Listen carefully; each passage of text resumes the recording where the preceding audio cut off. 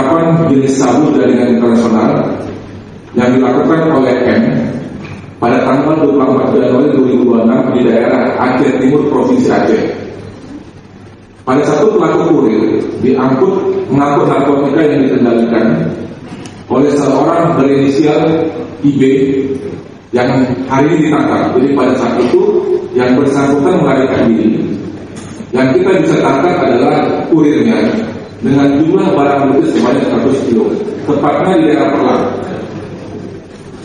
Sehingga pada saat itu sebagai pengendali yang namanya IB, kita minta bantuan dari BNP Aceh untuk dilakukan pengejaran. Jadi kalau tanggal 24 Januari kita bisa menyita 100 kg yang ada di daerah Perlang. Kemudian yang korelasinya dengan 60 kg yang tadi malam atau tepatnya jam 2 pagi ditangkap, itu berhasil diambil dari seseorang yang bernama IB di Biren. Sehingga dari Biren kita menggiring yang bersangkutan untuk mencari barang bukti yang disimpan. Ternyata yang bersangkutan bersama-sama dengan satu orang lagi namanya A menyimpan barang bukti sebanyak 60 kilo di bawah satu lokasi namanya kandang kambing, jadi tangan di tangan. Kemudian ketika kita ingin mengembangkan, khususnya BNP Aceh mengembangkan 60 kilo ini terhadap pelaku yang menyimpan, ini akhirnya belum ketemu sampai sekarang karena baru tadi malam. Karena kita boleh lihat kalau barang bukti yang tanggal 24 Januari itu ada 100 kilo yang ada di depan, 60 kilonya sekarang ada di BNP Aceh. Bedanya kemasan yang selama ini rekan-rekan paham pada saat ini adalah ada kemasan kopi. Ini kemasan kopinya bertuliskan Guatemala Antigua. Kalau yang selama ini sama-sama itu kemasan teh, tapi yang kita tangkap ini ada kemasan baru. Dan setelah kita telusuri, ternyata ini ada korelasinya dengan satu sindikat internasional jaringan segitiga emas. Sehingga kita ambil kesimpulan bahwa dengan beberapa metode dan pola yang terjadi selama tahun-tahun sebelumnya, tahun ini khususnya di awal bulan Januari, di minggu ketiga bulan Januari, ini ada kemasan baru, kemasan kopi yang bertuliskan Guatemala Antigua. Jadi kemasannya kemasan baru. Kemudian setelah ditelusuri oleh jaringan intelijen kita, ternyata sindikat ini terkoneksi dengan supplier yang ada di Malaysia. Sehingga kalau kita bisa menyimpulkan sementara indikasinya atau sindikasi jaringan tersebut berada di wilayah jaringan segitiga emas. Sekalian yang saya hormati, ada pengungkapan kedua yang kami tidak bawa ke sini barang buktinya karena ada di wilayah Sumatera Utara.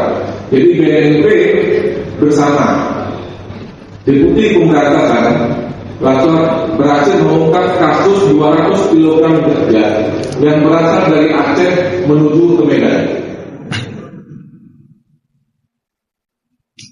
Si pelaku pada saat ditangkap menggunakan dua kendaraan. Satu mobil pertama dengan menggunakan Toyota Hilux dan satu lagi Toyota Innova. Yang masing-masing mobil yang digunakan mempunyai peran masing-masing. Peran mobil yang pertama adalah membawa angkutan daripada 200 kg ganja yang dikemas dalam satu karung plastik, kemudian dibuka adalah karung ganja kering. Kemudian yang satu lagi dengan menggunakan Toyota Innova sebagai pengawal atau sebagai checker. Sehingga hal tersebut dapat diungkap. Kita BNP RI dalam hal ini Deputi Pemberantasan bersama BNP tersebut berhasil menggagalkan. Kemudian tersangkanya ada inisial AS, YH dan DJS. Tadi sudah saya sampaikan bahwa untuk AS sendiri dia sebagai membawa kendaraan atau membawa barang tersebut yang berisi 200 kilo. Sedangkan untuk YH dan DJS sebagai petugas yang mengawal sekaligus checker untuk mengantisipasi apabila ada pihak-pihak khususnya petugas untuk melakukan penindakan terhadap barang bukti tersebut.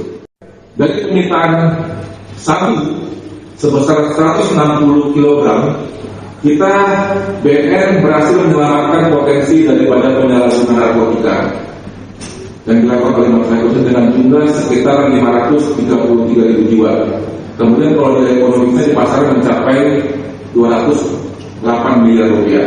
Kemudian untuk ganja sendiri, total sebesar 200 kg, BNN telah berhasil menyelamatkan potensi penyalahgunaan narkotika yang dilakukan oleh masyarakat sekitar 600.000 jiwa. Kemudian nilai ekonomis narkotika ganja tersebut di pasar dapat mencapai 1,5 miliar rupiah. Atas perbuatan tersangka para pengedar narkotika jenis sabu dikenakan pasal 114 ayat 2 junto pasal 132 ayat 1 Undang-Undang RI Nomor 35 Tahun 2009 tentang narkotika, subsidiar pasal 609 ayat 2 huruf A Undang-Undang Nomor 1 Tahun 2023 tentang KUHP sebagaimana telah diubah dalam Undang-Undang Nomor 1 Tahun 2026 tentang penyesuaian pidana junto pasal 132 ayat 1 Undang-Undang Nomor 35 Tahun 2009 tentang narkotika.